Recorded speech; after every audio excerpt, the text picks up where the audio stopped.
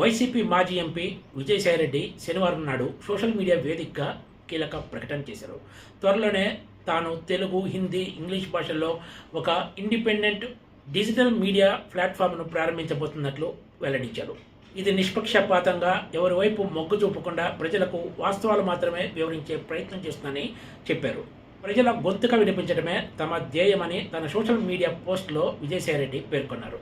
సామాన్య ప్రజలతో పాటు మహిళలు, రైతులు, కార్మికులు, సమాజంలో వెనుకబడిన వివిధ వర్గాల గొంతుగా తమ డిజిటల్ మీడియా ప్లాట్ఫామ్ పనిచేస్తుందని చెప్పుకొచ్చారు.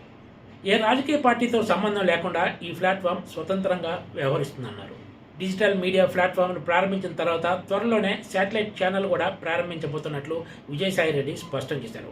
గత కొన్ని రోజులుగా మీడియా వర్గాలతో పాటు రాజకీయ నాయకుల్లో కూడా విజయసాయిరెడ్డి ఒక శాటిలైట్ ఛానల్ పెట్టబోతున్నట్లు ప్రచారం జరుగుతూ వస్తుంది.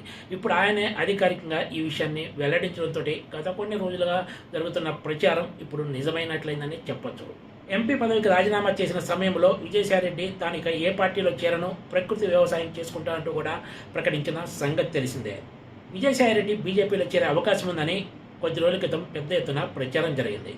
ఇప్పుడు ఆయన మీడియా రంగంలోకి ప్రవేశిస్తూ తెలుగుతో పాటు హిందీ, ఇంగ్లీష్ భాషల్లో కూడా డిజిటల్ మీడియా ప్లాట్ఫామ్ను ప్రారంభిస్తున్నారంటే ఇది రాజకీయ కోణంలోనే చేస్తున్నట్లు కనిపిస్తుందనే చర్చ కూడా సాగుతుంది. ఒకవైపు డిజిటల్ మీడియా ప్లాట్ఫామ్, ఆ తర్వాత శాటిలైట్ ఛానల్ ప్రారంభించిన తర్వాత విజయసాయిరెడ్డి అడుగులు ఎలా ఉంటాయనేది ఇప్పుడు ఆసక్తికరంగా మారింది.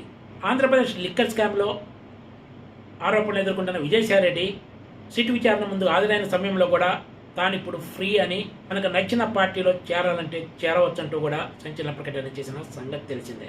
ఆంధ్రప్రదేశ్ రాజధాని అమరావతికి పార్లమెంటు ఉభయ సభల్లో చట్టబద్ధత కల్పిస్తూ విభజన చట్టంలో చేసిన సవరణ తర్వాత విజయసాయిరెడ్డి మళ్ళీ యాక్టివ్ అయ్యారు.